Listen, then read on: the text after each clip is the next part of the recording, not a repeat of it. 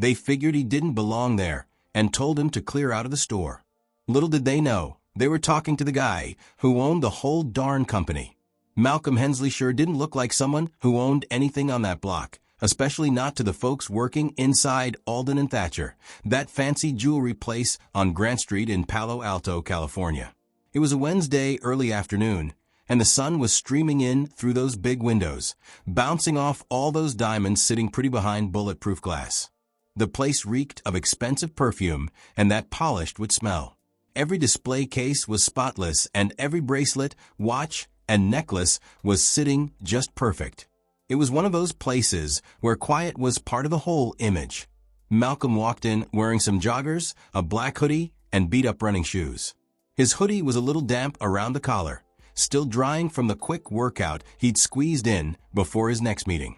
He kept his head down at first, just checking out the displays, hands stuffed in his pockets.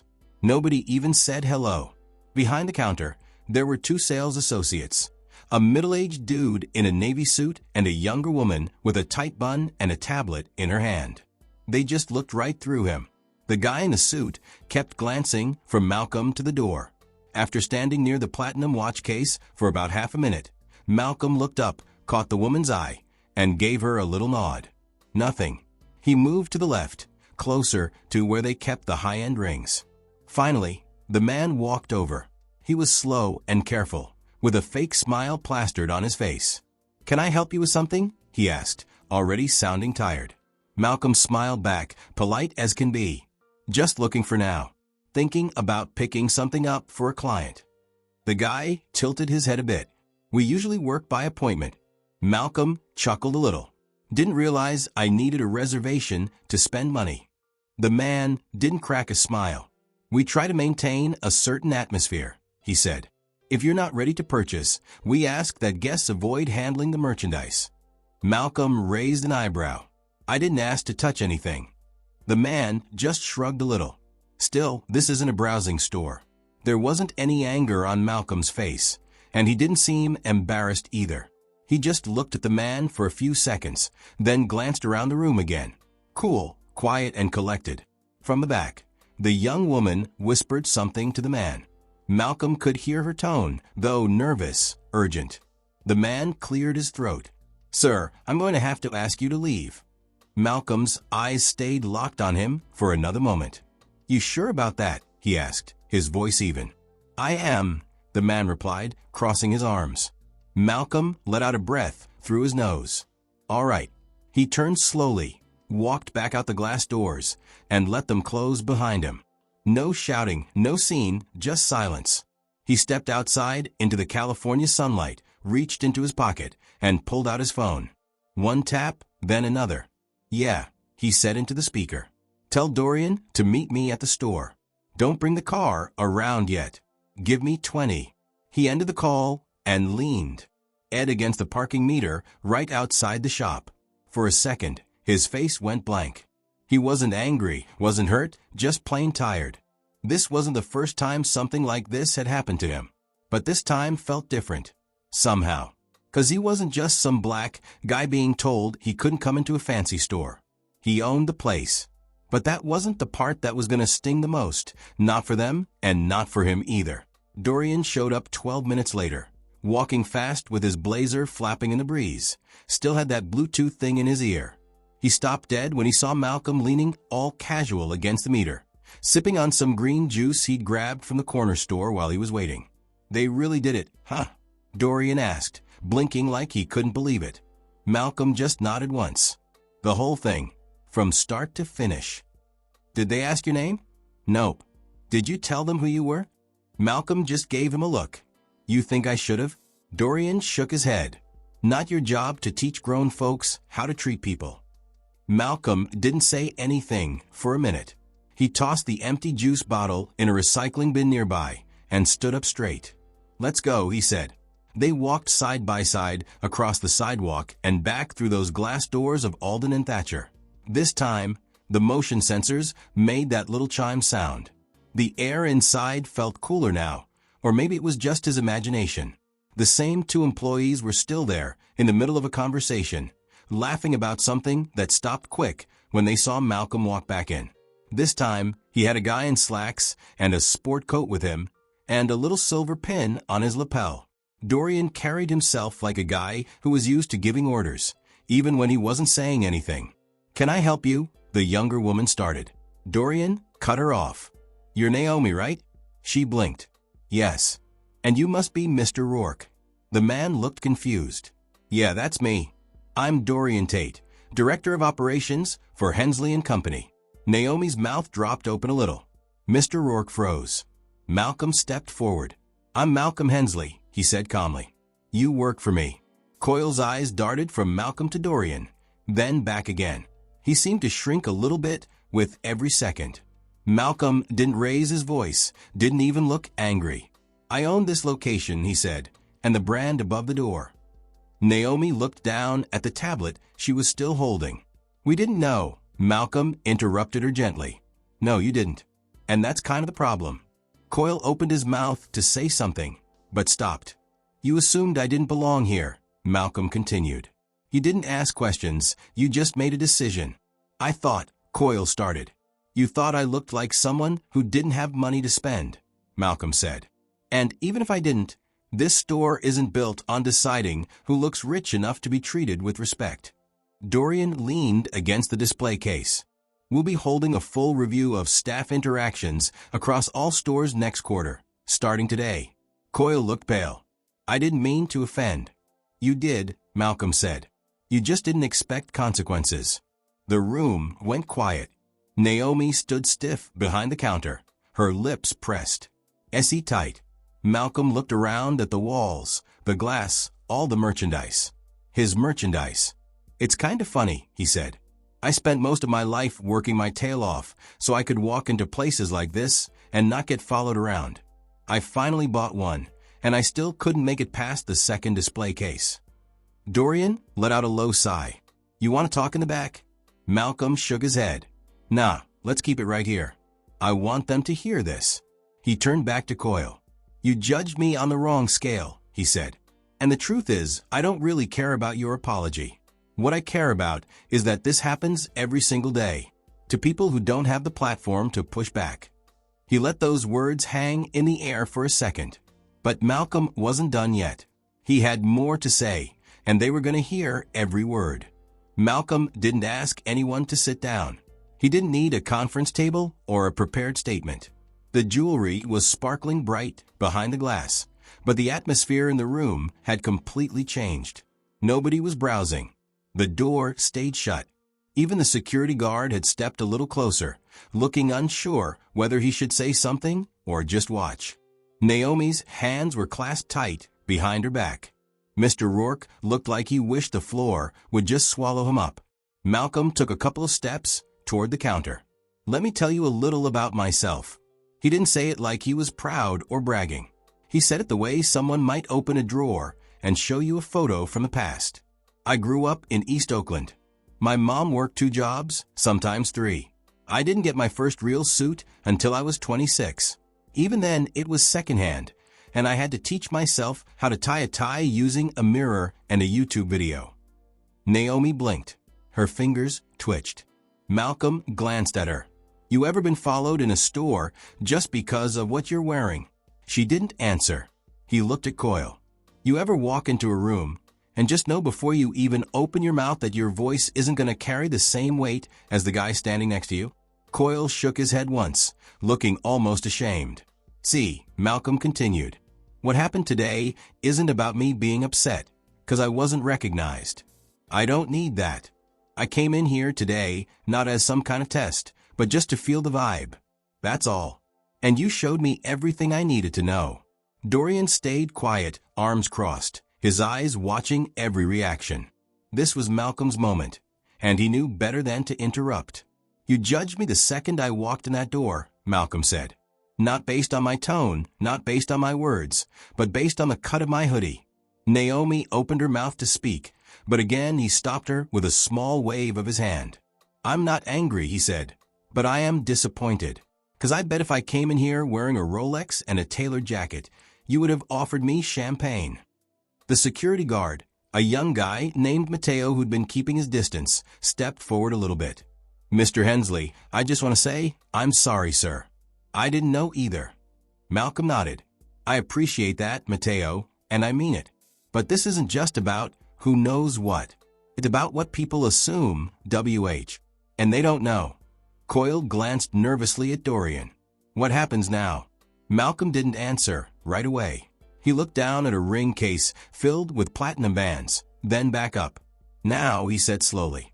Coyle swallowed hard. Now you listen. You listen to the fact that luxury doesn't have a face. Wealth doesn't walk in looking one way. And respect doesn't start at a price point. Naomi's eyes started to water a little bit.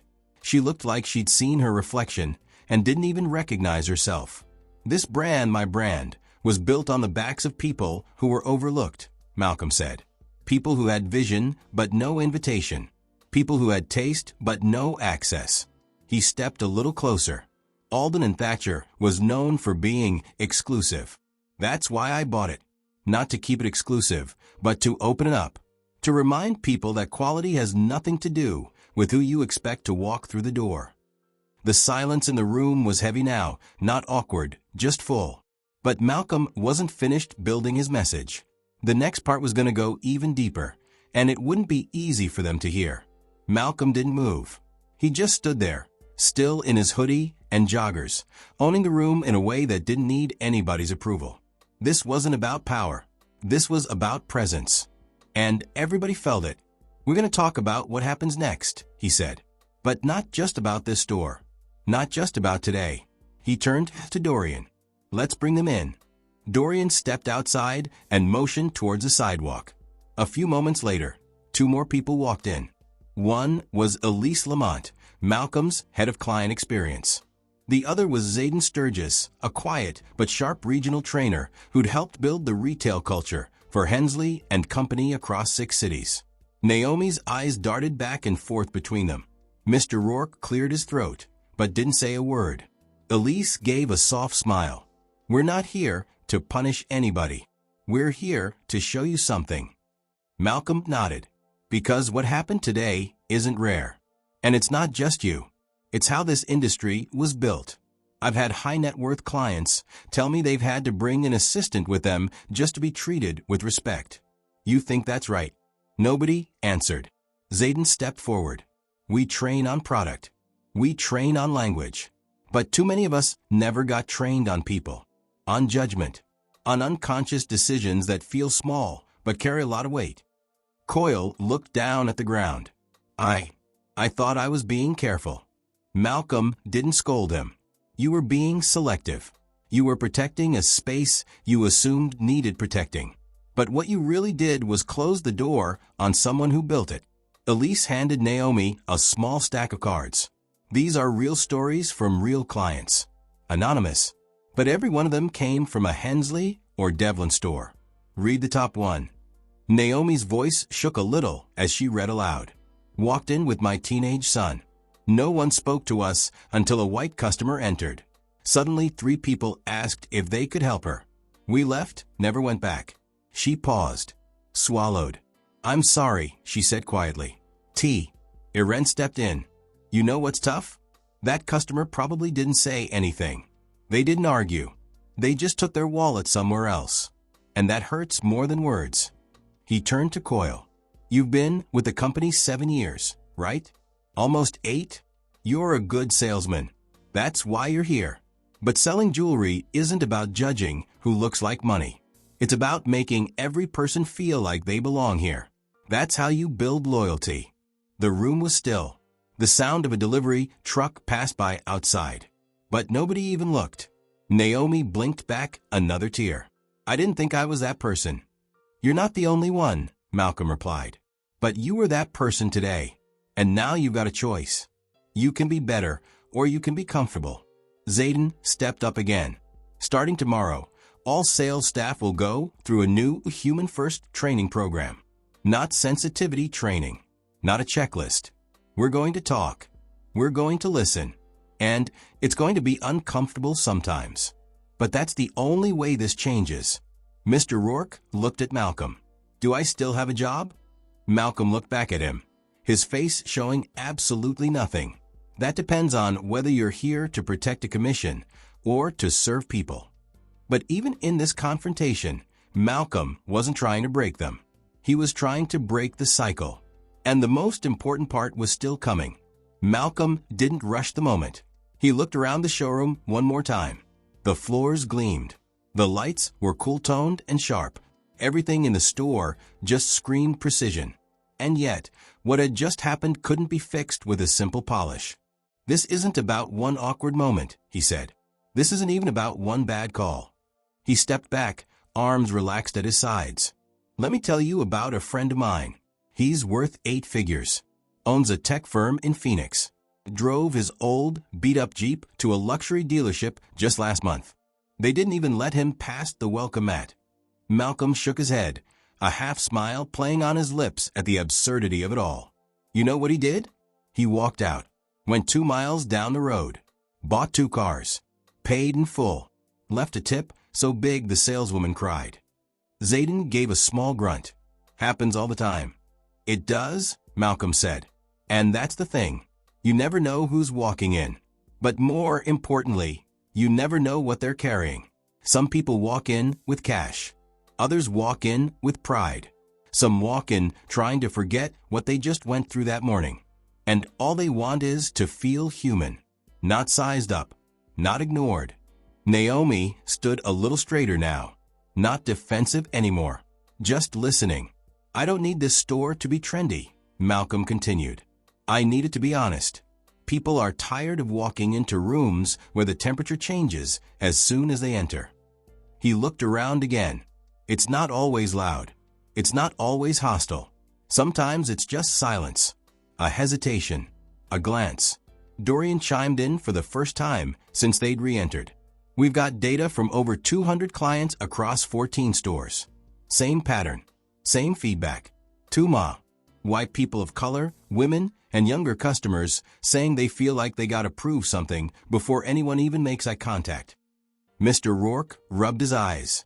We're trying to protect the brand, Malcolm interrupted, his voice calm but firm. And what do you think the brand is, Mr. Rourke? A logo? A name? He paused. No. The brand is how people feel when they walk through that door. That's the whole thing. He turned slightly, motioning toward the wall where the company's mission statement hung in a brushed silver frame. Look at that. Luxury for every story. You see that? Naomi nodded slowly. Malcolm looked back at her. Do you believe it? I want to, she said. I didn't realize I drifted away from it. We all drift, he replied. What matters is whether we steer back. Elise pulled a tablet out of her bag and tapped the screen. We're launching a company-wide listening session next month. Anonymous stories, in-person conversations, and real accountability. This isn't just for corporate. It's for everyone. If you've ever made someone feel small in this space, now's the time to unlearn it. Malcolm looked thoughtful. I've been silent before. In other places, I've let things slide. Told myself it wasn't the time to speak up. But when it happens in your own house. He shook his head. You don't stay quiet anymore. Zayden nodded once. We don't fix this with a memo. We fix it one room at a time. Malcolm gave a short laugh. Not out of humor, but out of clarity. When I bought Devlin and Royce, people told me I was crazy. Said the culture was too old school, too stiff, that I'd never be able to shift it. He looked Mr. Rourke dead in the eye. Watch me. But changing a culture isn't about a single speech. It's about what comes next. And Malcolm had one last move to make before walking out that door. Malcolm didn't stay long after that. The point had been made. And more importantly, it had been heard. But before he left, he turned to Elise. We'll need follow-ups here. Weekly check-ins for the next month. I want every team member to speak to what they've learned, not what they've memorized. Elise nodded. Already on it. Naomi looked unsure about whether she should speak. But something in her had shifted. She took a step forward. Not rushed. Not rehearsed. Mr. Hensley, she said, her voice soft but steady. I know I messed up. I don't have an excuse. I just want you to know. I want to be part of the change. Not out of guilt, but because I saw myself today, and I didn't like what I saw. Malcolm didn't smile. But he met her eyes with a kind of recognition, the way a teacher might look at a student who'd finally connected the dots. "You'll get that chance," he replied. "But growth isn't quiet. It's uncomfortable. If you're ready for that, then I am too." Coyle stayed silent. He looked rattled, not by fear of losing his job, but by the weight of what had been revealed. He'd been doing this for years, treating people like risk assessments instead of individuals. And now it had caught up with him. Dorian looked over. "Mr. Rourke, a decision will be made within the week. In the meantime, you're on leave, with pay. But that time isn't for rest. It's for reflection.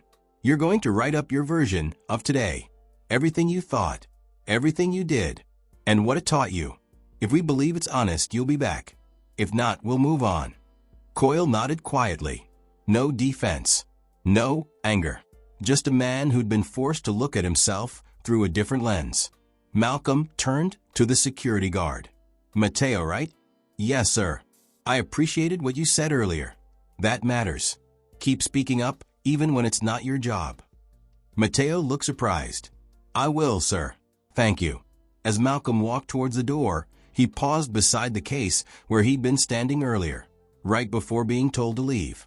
He tapped the glass lightly. "That one," he said. Elise stepped closer. "The platinum chronograph." "Yeah," Malcolm said. "Add it to the company training collection. Not for sale. Not for display. Just something to remind people where this all started." Elise smiled. "Symbolic." "No," he said. "Real."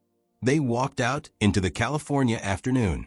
This time, nobody watched him leave like he was a stranger. Nobody wondered if he belonged.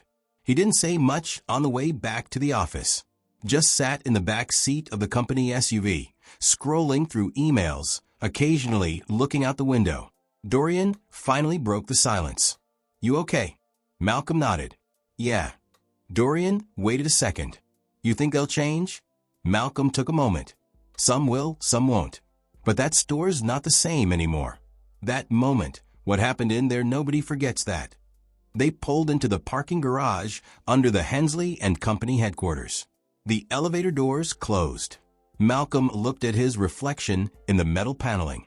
"I used to think the goal was to be recognized," he said. "But now, I think the goal is to be respected, even when you're invisible."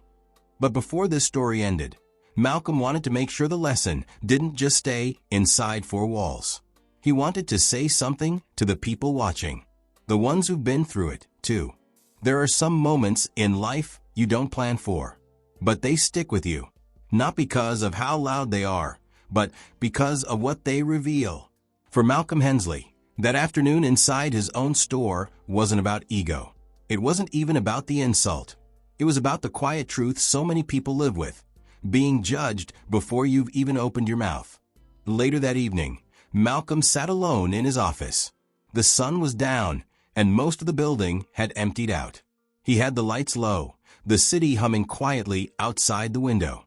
He scrolled through old notes, design drafts from the early days when he was just sketching logos on napkins between shifts.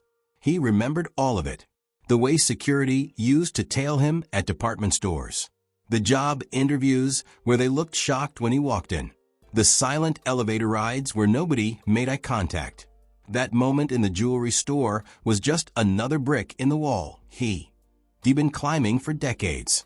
But he didn't hold on to hate. He held on to memory. He clicked open a message on his screen, a client testimonial from a mother in Scottsdale. She'd walked into one of the boutiques wearing leggings and flip-flops. She wrote, "No one looked twice at me, except one young man who asked how my day was going and if I needed any help. I told him I wasn't shopping, just waiting for my daughter. He smiled and said I was still welcome. I cried in the car on the way home, because I'm not used to being treated like that." That's what it was all about. Not turning tables, not getting even, but setting a new standard. Because people don't remember every product you sell. They remember how you made them feel. And if how someone looks still decides how they're treated, then there's still a whole heck of a lot of work to do. Terrence leaned back in his chair, arms crossed over his chest. "You know," he said out loud to nobody in particular, "some folks think success means you stop hearing the noise. But really, it just means you're finally in a place to answer it. He sat quietly for a minute, then added, "And I don't plan on staying quiet." This story isn't just about Terrence. It's about all the people who've walked into rooms where their worth was measured before they even spoke. It's about every moment someone felt small because of someone else's narrow view. So here's the truth. Plain and simple. Respect should never come with conditions. It shouldn't depend on your shoes, your jacket, your skin, your silence. You deserve to be seen for who you are, not for what someone expects you to be. And if you've ever been dismissed, overlooked, talked over, don't let that shape you. Let it sharpen you. Let it push you to build the space they wouldn't give you, just like Terrence did. We all play a part in this, whether you're behind the counter or standing on the other side of it. So next time someone walks into your life, your store, your office, pause. Check yourself. Then ask, am I seeing this person? Or am I just seeing what I expect? That question might just change everything. If this story made you feel something, share it. Someone out there needs to hear it. And if you haven't already, subscribe. These are the stories that don't always make headlines, but they sure as heck make a difference.